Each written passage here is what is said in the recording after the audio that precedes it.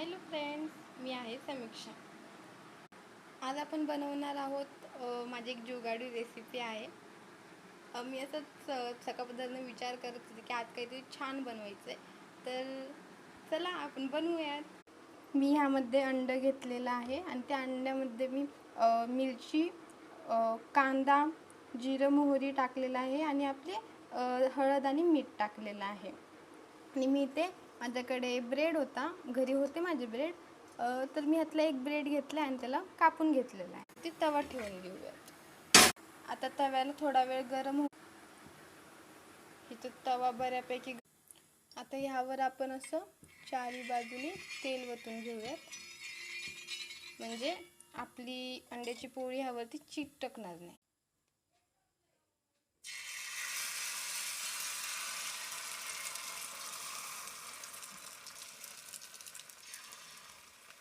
आता ह्यावर अंड्याची पोळी टाकून घेतली आहे, तिला थोडं असंच गरम होऊ देऊयात.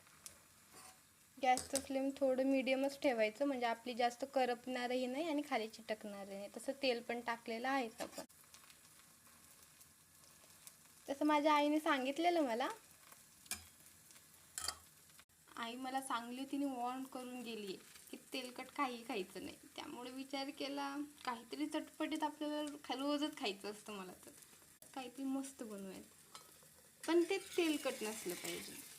म्हणून आज मी अंड्याची पोळी बनवते आणि हेल्दी पण असणार आणि चटपटीत पण. आता ह्यावरती आपण आपले पाव असे लावून घ्यायचे. मदतनं कापून घेतलं होतं. आता ह्याला आपण असंच परतवून घेऊयात.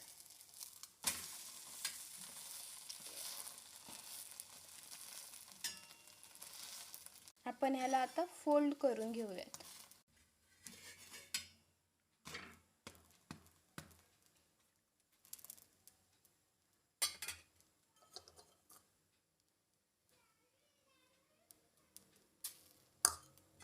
ह्याला जास्त करपू नाही द्यायचं. टेस्टला बेस्ट.